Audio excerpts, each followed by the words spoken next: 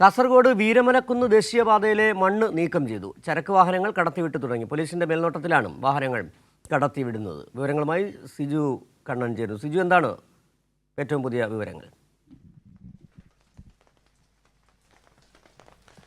സിജു, കഴിഞ്ഞ ദിവസം രാവിലെയാണ് ദേശീയപാതയിൽ രണ്ടാം റീച്ചിൽ നിർമ്മാണ പ്രവർത്തനം നടന്നുകൊണ്ടിരിക്കുന്ന ചെറുപത്തൂർ ഭാഗത്ത് വീരമലക്കുന്നിൽ മണ്ണിടിഞ്ഞ് ദേശീയപാതയിലേക്ക് പതിച്ചത്. വലിയ ദുരന്തമാണ് ഒഴിവായത്. ആ സമയത്ത് വാഹനങ്ങൾ കുറവായിരുന്നതിനാൽ രണ്ട് വാഹനങ്ങൾ മാത്രമാണ് ചെറുതായെങ്കിലും അപകടത്തിൽപ്പെട്ടത്. ആളപായമൊന്നുമില്ലാതെ വലിയ ദുരന്തമാണ് ഒഴിവായത്. ഈ സംഭവവുമായി ബന്ധപ്പെട്ട് ഈ പ്രദേശത്തെ മണ്ണ് നീക്കം ഇന്നലെ തന്നെ ആരംഭിച്ചിരുന്നു. NDRF സംഘം, അതോടൊപ്പം തന്നെ അഗ്നിരക്ഷാ സേന, പോലീസ് ഉൾപ്പെടെയുള്ള സംവിധാനങ്ങൾ ഇന്നലെ തന്നെ സ്ഥലത്തെത്തി കാര്യങ്ങളെല്ലാം വിലയിരുത്തി. അതിനുശേഷം മണ്ണ് നീക്കം ആരംഭിക്കുകയായിരുന്നു. നിർമ്മാണ കരാർ കമ്പനിയുടെ മണ്ണുമാന്തി യന്ത്രങ്ങൾ ഉപയോഗിച്ചാണ് പ്രദേശത്തെ മണ്ണ് നീക്കം ചെയ്തത്. ഇപ്പോൾ ഇതിൽ കൂടി വാഹന ഗതാഗതം ഭാഗികമായി പുനഃസ്ഥാപിച്ചു എന്നുള്ളതാണ്. ചരക്ക് വാഹനം വലിയ തോതിൽ ഈ പ്രദേശത്ത് പിടിച്ചിട്ടിരുന്നു.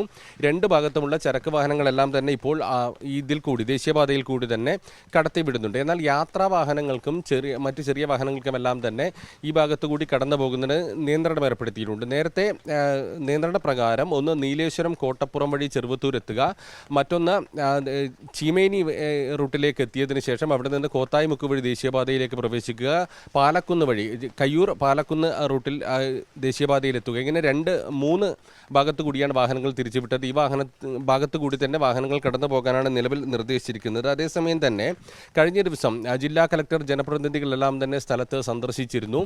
ഈ നിർമ്മാണ കരാർ കമ്പനി മേഘ എഞ്ചിനീയറിംഗ് ഇൻഫ്രാസ്ട്രക്ചർ ലിമിറ്റഡിന്റെ ഭാഗത്ത് നിന്ന് ഗുരുതരമായ വീഴ്ചയുണ്ടായി എന്നാണ് കണ്ടെത്തിയിരിക്കുന്നത്. കമ്പനി നേരത്തെ അനുവദിച്ച സ്ഥലത്തിനും അപ്പുറത്തേക്ക് മണ്ണ് ഇടിച്ചു എന്ന് നേരത്തെ തന്നെ കണ്ടെത്തിയിരുന്നു. അശാസ്ത്രീയമായി മണ്ണെടുത്തതാണ് അപകട കാരണമെന്ന് നേരത്തെ തന്നെ കണ്ടെത്തി. വലിയ ജാഗ്രതാ നിർദ്ദേശം ജില്ലാ ഭരണകൂടം വിവരങ്ങൾ നൽകിയത്. കാസർഗോഡ് വീരമലക്കുന്നിൽ ദേശീയപാതയിൽ അപകടമുണ്ടായ ആ സ്ഥലത്ത് നിന്ന് മണ്ണ് നീക്കം ചെയ്തു തുടങ്ങി, വാഹനങ്ങൾ കടത്തിവിട്ടു തുടങ്ങി എന്നുള്ള വിവരങ്ങളാണ് സിജു കണ്ണൻ പങ്കുവച്ചത്.